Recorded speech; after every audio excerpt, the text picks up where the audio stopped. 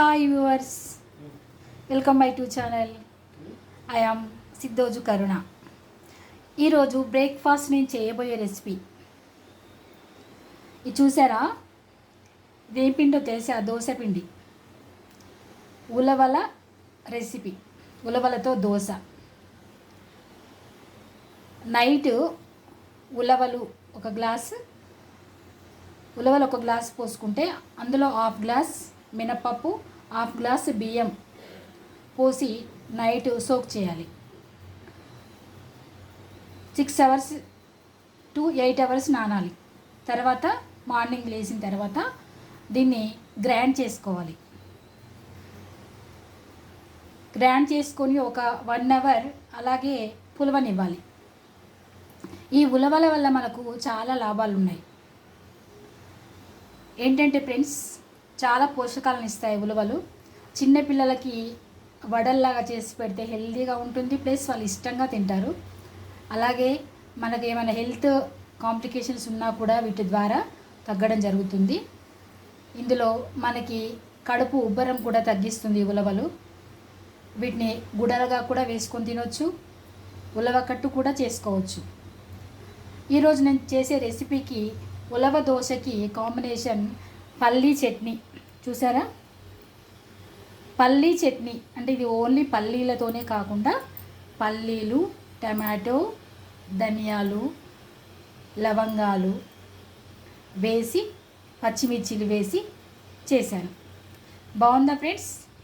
Okay, ఇప్పుడు మనం grind చేసుకున్నాం కదా. ఇప్పుడు దీన్ని మనము పేనం పెట్టేసి కొంచెం వాటర్ చల్లేసి, పేనం వేడైన తర్వాత చూడండి, వాటర్ చల్లేసి పేనం బాగా వేడి కావాలి.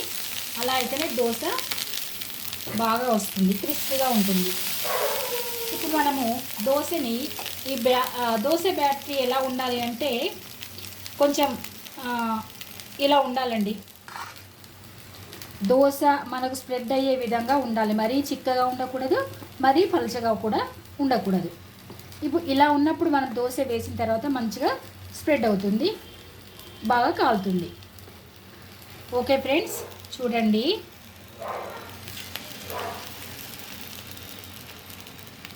ఇలా వేసి చిన్నగా స్ప్రెడ్ చేయాలి.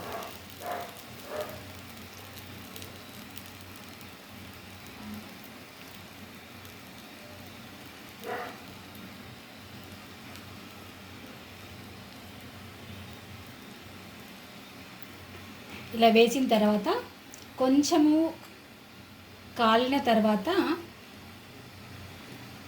ఆయిల్ స్ప్రెడ్ చేయాలి.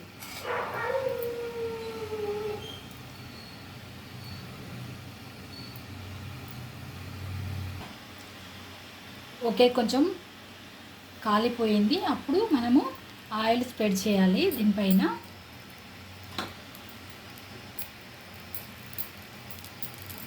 ఆయిల్ స్ప్రెడ్ చేసిన తర్వాత కొంచెం కాలాక మనము